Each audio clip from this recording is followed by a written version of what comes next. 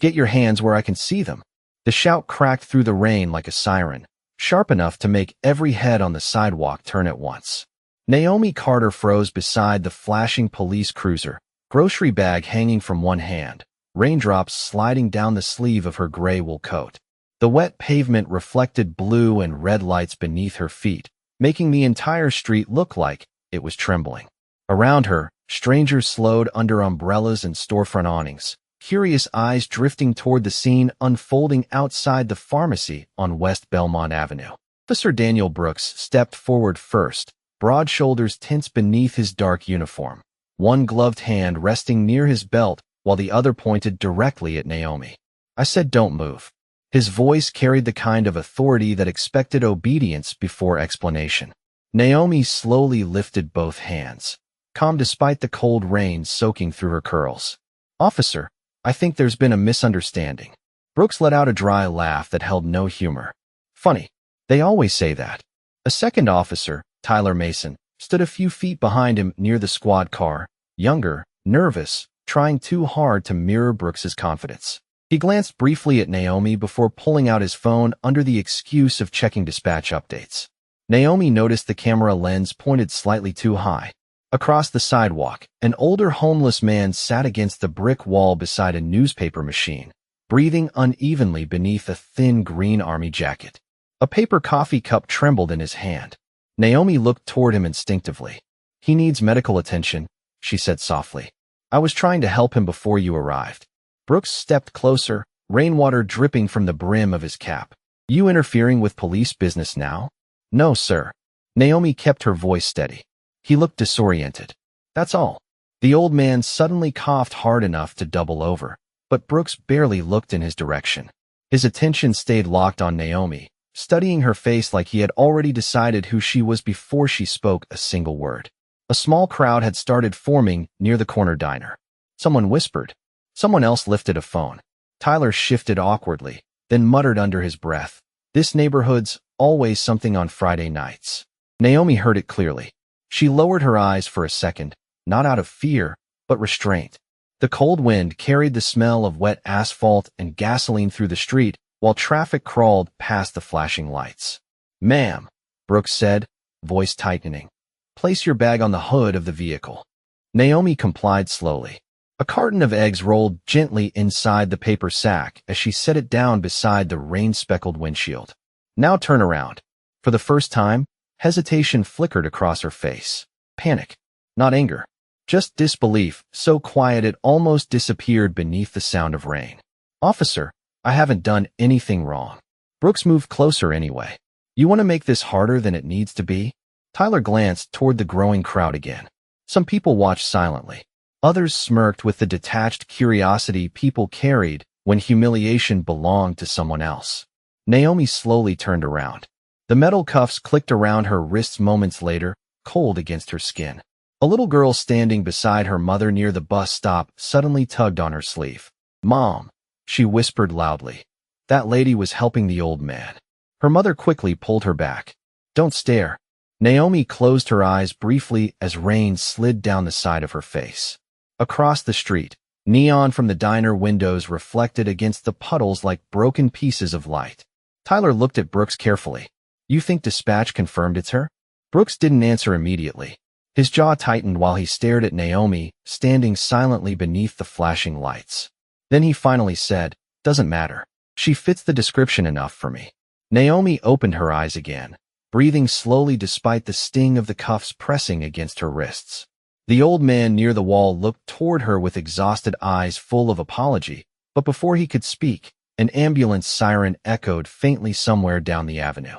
And for just a second, under the rain and the noise and the humiliation swallowing the sidewalk whole, Naomi Carter looked less like someone being arrested and more like someone memorizing every face in the storm. The ride to the precinct felt longer than it really was. Rainwater slid across the squad car windows in crooked lines while the city lights outside blurred into streaks of gold and red. Naomi Carter sat quietly in the back seat, wrists resting carefully in her lap, shoulders straight despite the cramped space around her. Officer Brooks drove without speaking, one hand drumming impatiently against the steering wheel while the police radio crackled softly between dispatch calls. Tyler sat in the passenger seat scrolling through his phone, pretending not to glance back every few seconds. The smell of wet leather and burnt coffee filled the vehicle. Outside, Chicago moved on like nothing had happened. Neon signs flickered over corner bars. Steam rose from subway grates into the cold night air. Somewhere downtown, sirens echoed faintly between buildings that disappeared into low clouds. Naomi leaned her head slightly against the window and closed her eyes for just a moment. Her mother used to say that silence revealed people faster than anger ever could. Tonight, silence had already told her more than enough. When the squad car finally pulled beneath the parking canopy of the precinct, Brooks stepped out first, pulling his jacket tighter against the rain. Tyler opened the rear door and cleared his throat awkwardly. "Watch your step." Naomi looked at him briefly before stepping onto the wet pavement. The fluorescent lights above the entrance buzzed softly, casting pale reflections across puddles near the curb. Inside the station, the air changed immediately. Dry heat, old coffee, paperwork, phones ringing somewhere deeper in the building. Officers moved through the halls with practiced exhaustion, barely glancing up as Brooks escorted Naomi toward processing. A television mounted in the corner played muted local news while someone laughed loudly near the vending machines. Naomi noticed how quickly people stopped talking once they saw her in cuffs. Not because they cared, because they had already decided the story. Brooks handed paperwork across the front desk. "Any resistance?" Brooks smirked slightly. "Not yet." Naomi said nothing. Tyler shifted uncomfortably beside the counter, tapping his fingers against the edge of his phone case. His screen lit up briefly with messages from friends reacting to the video clip he had secretly recorded earlier. One message read, "Bro, she looked terrified." Another simply said, "Yikes." He locked the screen quickly. Naomi was guided toward a holding area lined with gray benches and cold tile floors polished almost silver beneath harsh overhead lights. Somewhere down the corridor, a metal door slammed shut with a hollow echo that lingered longer than it should have. Brooks finally uncuffed one of Naomi's wrists to process her belongings. "Empty your pockets." She slowly placed her items into the plastic tray. Wallet, keys, pharmacy receipt, a folded appointment letter sealed in a cream-colored envelope. Tyler reached for it curiously, but Naomi spoke for the first time since arriving. "Please be careful with that." Her tone stayed calm, almost gentle, but something about it made Tyler hesitate. Brooks grabbed the envelope anyway and glanced at the embossed seal before tossing it back carelessly into the tray. "Looks important," he muttered. Naomi watched the envelope slide against the plastic edge. For the first time that night, disappointment flickered across her face. Not fear, not humiliation, something quieter. Tyler noticed it immediately. "Brooks," he said carefully, "dispatch still has not confirmed the identification from the call." Brooks shrugged while signing another form. "Does not matter now. Process her and sort it out later." Naomi lowered her eyes briefly as fluorescent light reflected against the polished floor beneath her shoes. Around her, keyboards clicked. Phones rang. Officers joked about football scores and overtime pay. Ordinary sounds. Ordinary people. And yet the room suddenly felt colder when Captain Evelyn Ross stepped out of her upstairs office, holding a printed email in her hand. Her expression tightening the moment her eyes landed on Naomi Carter, sitting silently beneath the harsh white lights. Captain Evelyn Ross did not stop walking at first. She simply stood near the bullpen entrance holding the printed email, while officers moved around her carrying coffee cups and paperwork. Unaware the atmosphere inside the precinct had already begun to shift. The overhead lights reflected sharply against the glass walls of the second-floor offices, making the white paper in her hand glow brighter than it should have. Naomi Carter remained seated quietly near the holding benches, hands folded together now that the cuffs had been removed. Faint red marks still circled her wrist beneath the sleeve of her coat. Brooks barely noticed Captain Ross at first. He was too busy finishing intake paperwork while muttering complaints about overtime under his breath. "Half this city thinks they can argue with police and walk away clean." Ross finally descended the staircase slowly, heels clicking against the polished floor one measured step at a time. Conversations nearby softened almost immediately. A few officers straightened in their chairs. Someone lowered the volume on the television without being asked. Brooks looked up with mild irritation. Captain. Ross did not answer him immediately. Her eyes stayed fixed on Naomi instead. Naomi met her gaze calmly, though exhaustion now rested heavily behind her eyes. Rainwater had dried along the edge of her coat collar, leaving faint dark stains against the wool fabric. Ross glanced once at the envelope resting in the property tray beside the desk. Then she looked back at Brooks. Where did you pick her up? Brooks shrugged casually. West Belmont. Disturbing and active response. Response to what? Brooks hesitated for half a second too long. Tyler noticed it immediately. Possible assault call. Brooks answered finally. Witness descriptions were unclear. Ross lowered the paper slightly. And dispatch confirmed her identity? Brooks exhaled through his nose, already annoyed by the questions. Not officially. Yet. Tyler shifted his weight uneasily. The fluorescent lights above them buzzed louder in the silence that followed. Ross looked toward Naomi again. Ms. Carter, she said carefully, have you contacted legal representation? Naomi spoke evenly despite every eye now resting on her. No, Captain. I requested a phone call about 40 minutes ago. Tyler swallowed hard. Brooks stared straight ahead. Ross's jaw tightened almost invisibly. Across the room, a printer hummed softly while pages slid into the tray one at a time. Ordinary sounds.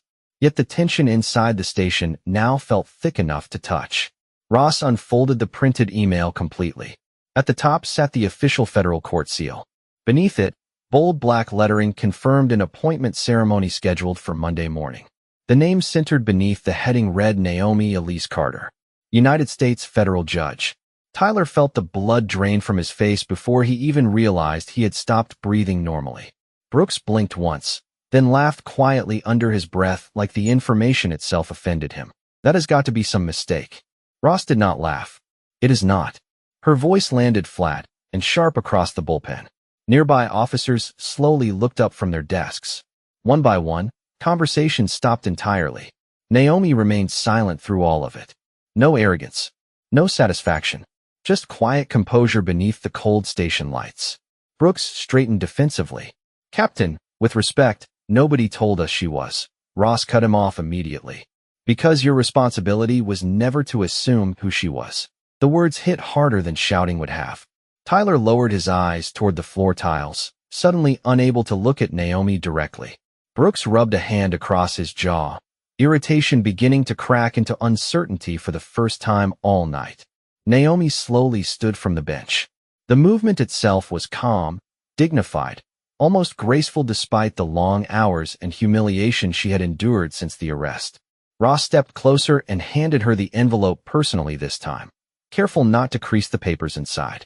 Ms. Carter, she said quietly, I believe you should not spend another minute in this precinct. For a moment, she simply stood there under the awning, holding the cream-colored envelope against her chest, while traffic hissed quietly across wet pavement nearby. Her shoulders ached from exhaustion, but her posture never bent. Behind the station doors, she could still feel the weight of eyes following her. Officer Tyler Mason remained frozen near the front desk long after she disappeared outside. The silence inside the bullpen had become unbearable. Nobody joked anymore.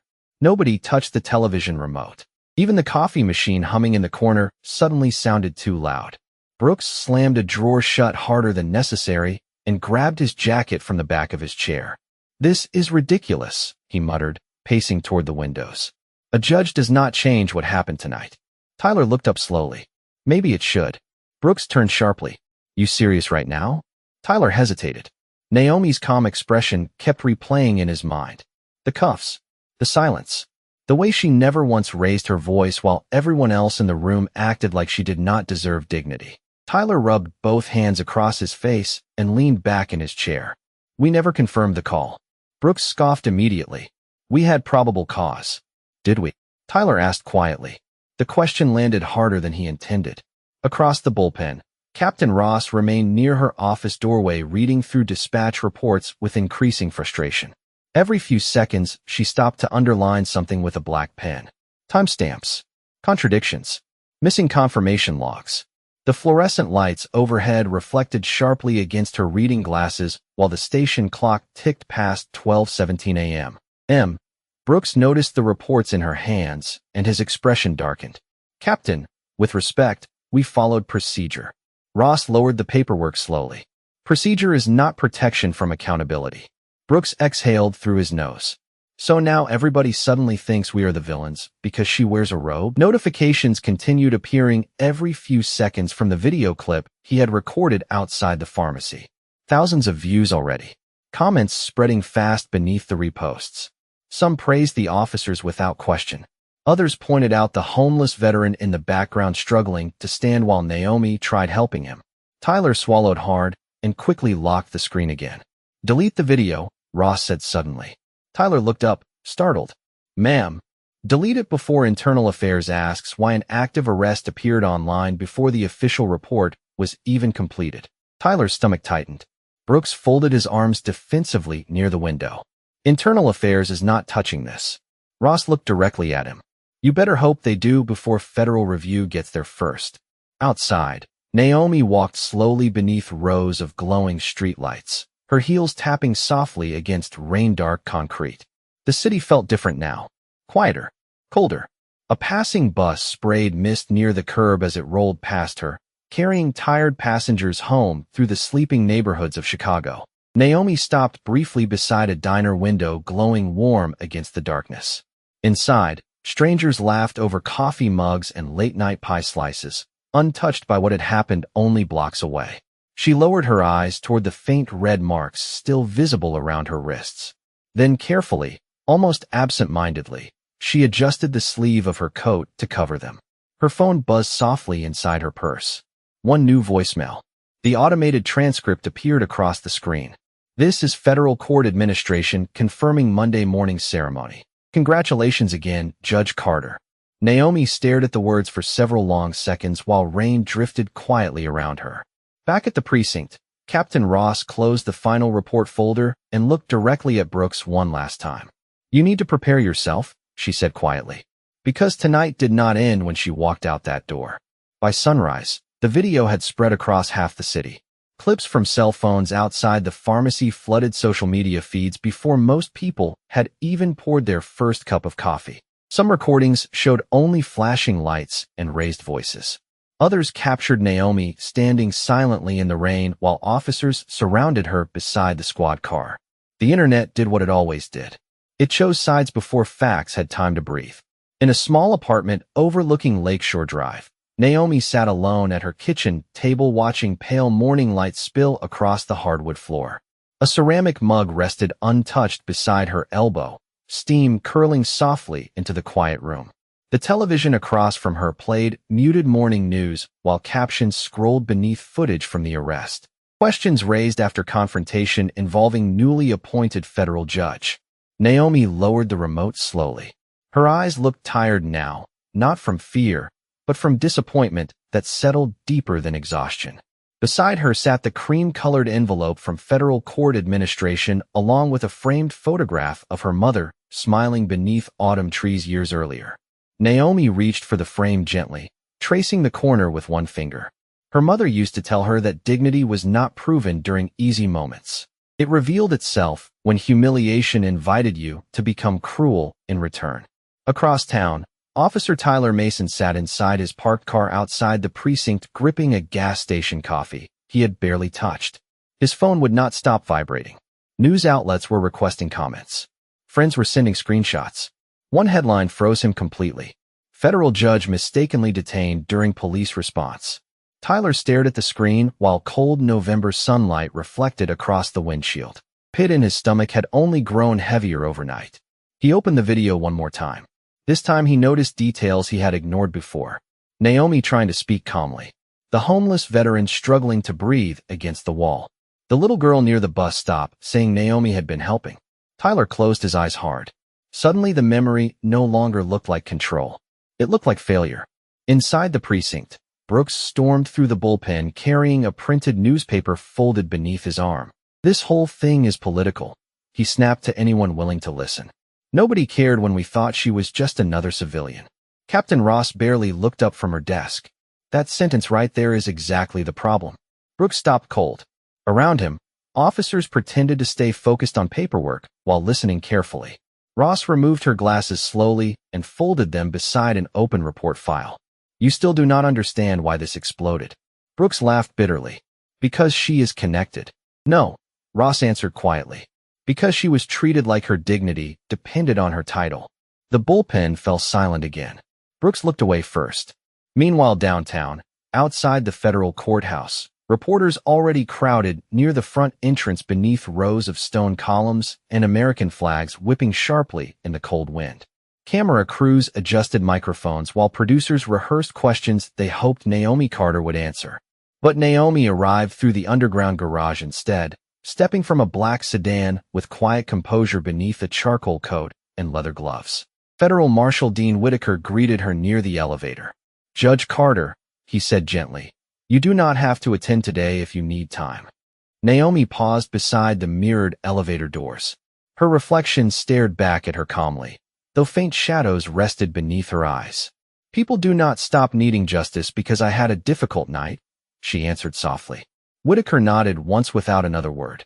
Upstairs, sunlight poured through the massive courthouse windows, casting long golden shapes across marble floors polished smooth by decades of footsteps. Clerks moved quietly through the hallways carrying legal files, while distant courtroom doors opened and closed with soft echoes. Naomi walked through the corridor slowly, heels clicking against stone beneath the high ceilings. Some staff members stared sympathetically. Others quickly lowered their eyes after recognizing her from the news. Naomi acknowledged none of it. She simply kept walking toward chambers with calm, measured steps. But inside the elevator descending toward internal affairs 3 miles away, Tyler Mason finally whispered the truth he could no longer outrun. We should have listened to her. And for the first time since the rain-soaked arrest outside the pharmacy, nobody argued with him. 3 weeks later, winter settled over Chicago like a gray curtain pulled across the skyline. Thin sheets of snow drifted between the courthouse buildings downtown, while reporters huddled beneath scarves and heavy coats outside the federal district entrance. News vans lined the curb before sunrise, their satellite dishes pointed toward a pale morning sky.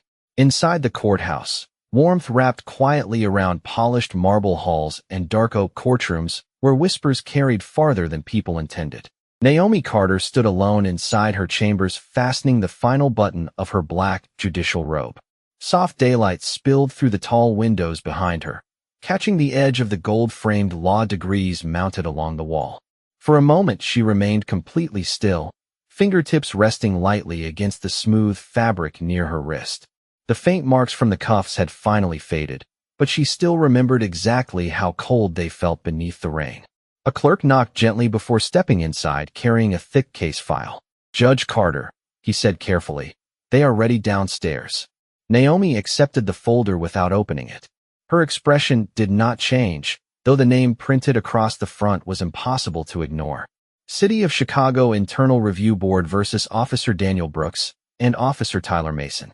The clerk hesitated near the doorway. "Would you like another judge assigned?" Naomi looked up slowly. "Why would I?" "Because of what happened." Naomi closed the file calmly. "The law cannot become personal every time dignity is tested." Clerk lowered his eyes respectfully and stepped back out into the hallway. Downstairs, Brooks adjusted his tie for the 3rd time while sitting outside courtroom 7. The hallway smelled faintly of coffee and floor polish. Lawyers moved quietly past rows of wooden benches carrying leather briefcases and steaming paper cups, while television monitors mounted overhead displayed the morning docket. Tyler sat beside Brooks with both hands clasped tightly together, staring at the courthouse floor beneath his shoes. Neither man had spoken much during the drive downtown. The silence between them no longer felt temporary. Brooks finally leaned back against the bench with forced confidence. "This is just administrative review," he muttered. "People are acting like we committed a crime." Tyler looked at him carefully. "You still do not get it." Brooks exhaled sharply. "Get what?" Tyler opened his mouth, then stopped when the courtroom doors suddenly opened. A marshal stepped into the hallway. Courtroom 7 is now in session. The room beyond fell almost completely silent as people slowly rose to their feet. Rows of polished wooden benches stretched beneath warm ceiling lights while the seal of the United States hung high behind the elevated bench. Reporters sat near the back with notebooks ready. Internal affairs representatives shuffled papers quietly near the front row. Brooks adjusted his jacket one last time and walked inside beside Tyler, both men trying to maintain composure beneath dozens of watching eyes. Then Brooks stopped walking. Completely. Tyler froze beside him a second later. At the far end of the courtroom, Naomi Carter entered through the private chamber doors wearing her black robe with calm, effortless dignity. The entire room stood respectfully as she approached the bench. Sunlight from the high windows behind her cast a pale glow across the courtroom walls, outlining her silhouette in gold for just a moment before she sat down. Brooks felt his throat tighten instantly. Tyler lowered his eyes toward the floor. Naomi arranged the case file neatly in front of her, movements steady and precise. No anger crossed her face. No triumph. Only quiet authority filling every inch of the room. The courtroom clerk announced the case formally, while microphones hummed softly overhead. Brooks stared ahead, unable to reconcile the image before him with the woman standing silently in the rain weeks earlier. Naomi finally lifted her eyes toward the defense table. For one long moment, nobody moved. Nobody breathed loudly. Even the reporters stopped typing. Then Naomi spoke in a calm, measured voice that carried effortlessly through the silent courtroom. "Officer Brooks," she said gently, "please take the stand." Officer Daniel Brooks walked toward the witness stand with stiff shoulders and measured steps that felt far less confident than the swagger he carried into the courtroom only minutes earlier. The polished wood beneath his shoes reflected soft amber light from the chandeliers overhead, while every pair of eyes in the room followed him in complete silence. Somewhere near the back row, a reporter clicked a pen nervously.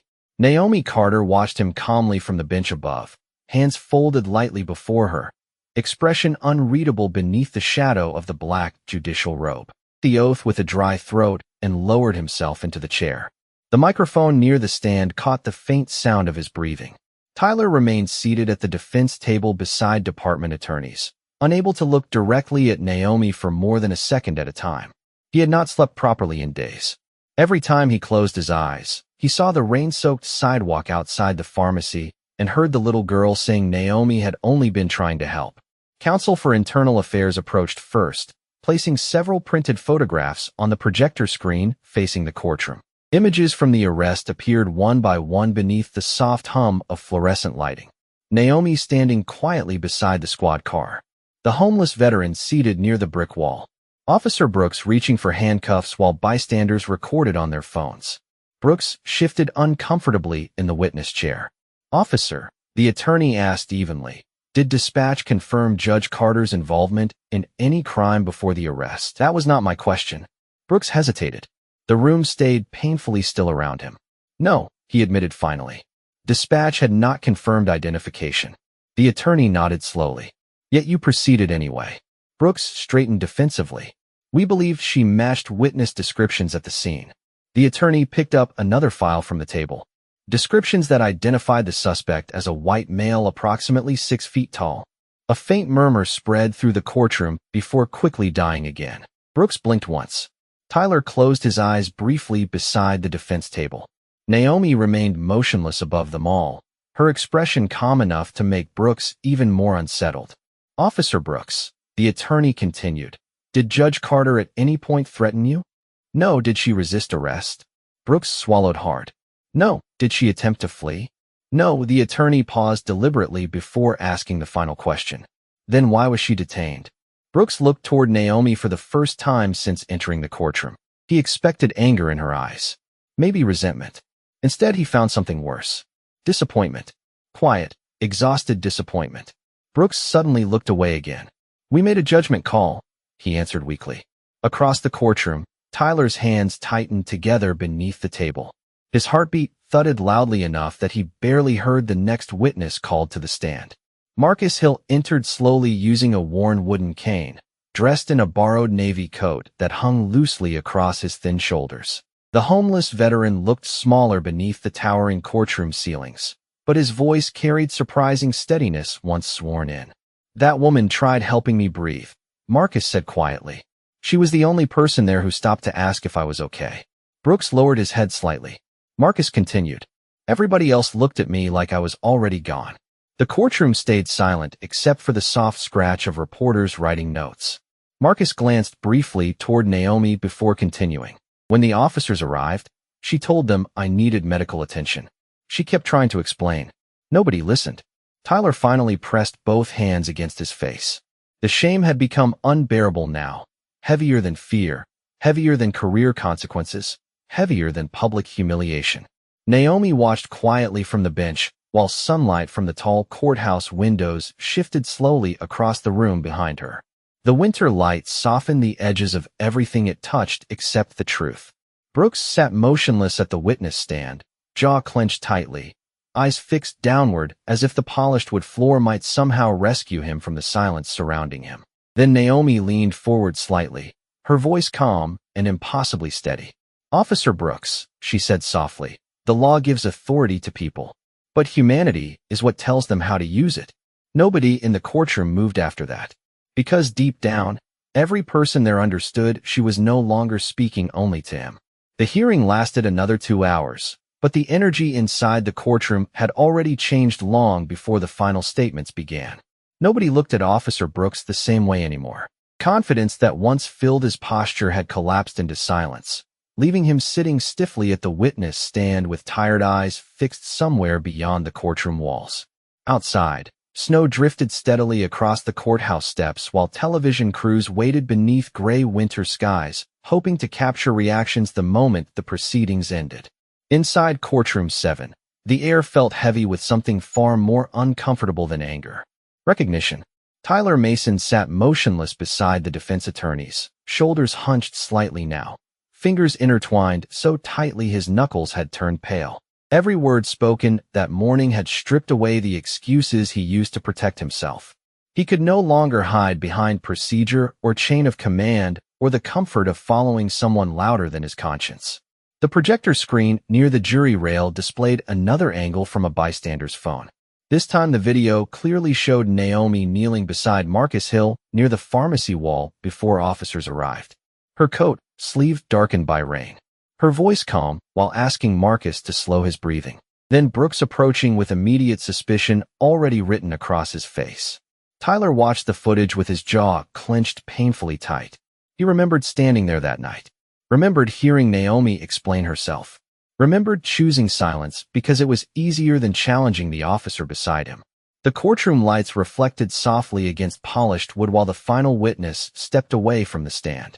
Captain Evelyn Ross remained seated near the back row throughout the hearing, hands folded neatly in her lap, expression unreadable. But when Tyler briefly looked toward her, he understood something immediately. She was disappointed in him too. Naomi reviewed several pages inside the case file before finally setting the documents aside. The room became still once more. Reporters lifted pens.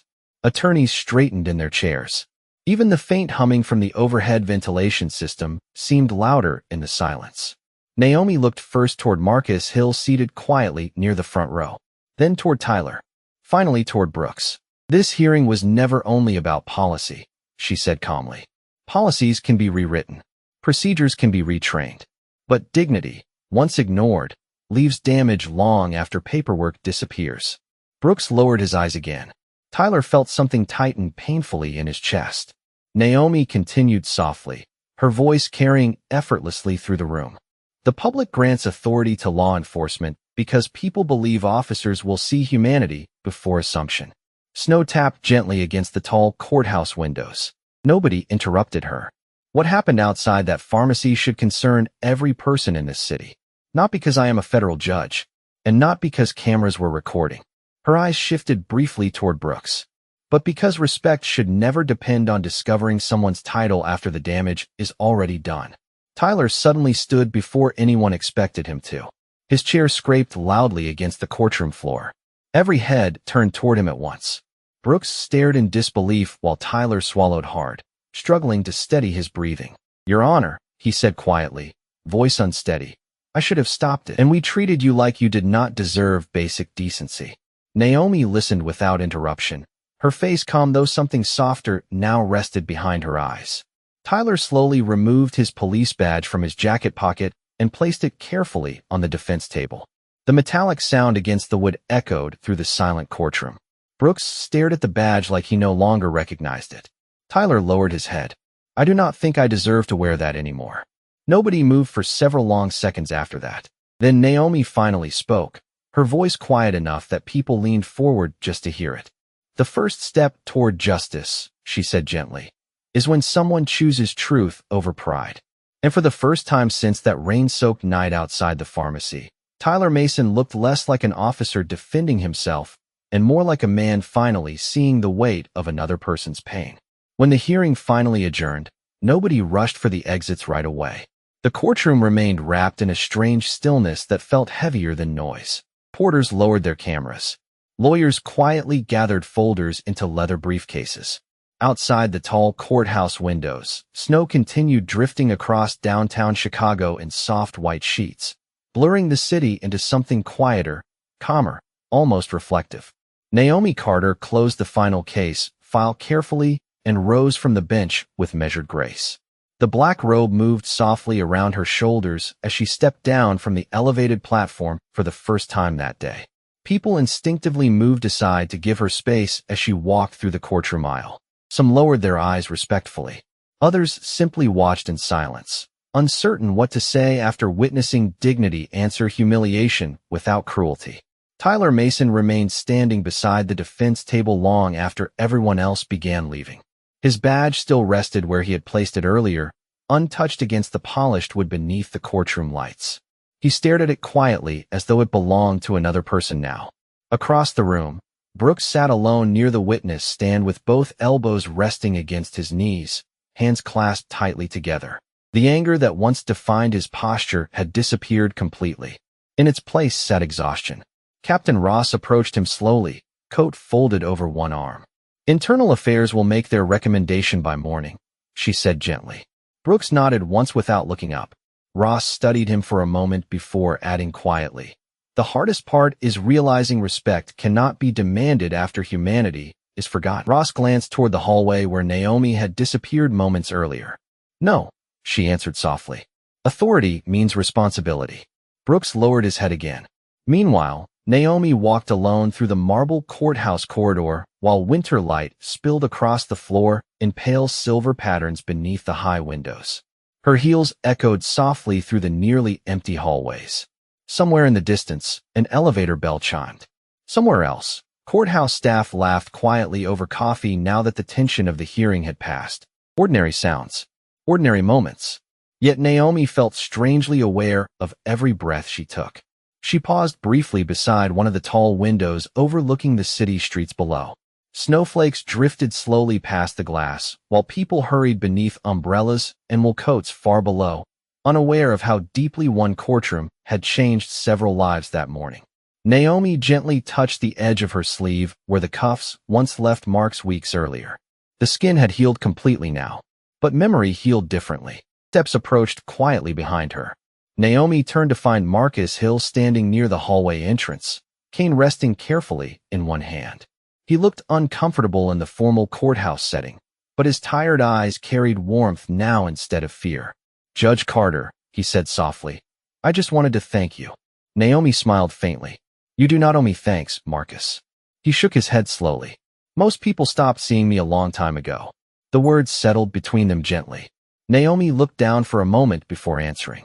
"No person becomes invisible unless society decides convenience matters more than compassion." Marcus nodded quietly, eyes shining slightly beneath the courthouse lights. "You still saw me." Naomi's expression softened further. "That night, you reminded me of something too." Marcus looked surprised. "What is that?" Naomi glanced once more toward the snowy city beyond the glass. "That kindness means the most when nobody is watching." Marcus smiled for the first time since entering the courtroom. A real smile, small but genuine. Downstairs near the courthouse entrance, Tyler finally picked up his badge from the defense table before walking outside into the cold winter air.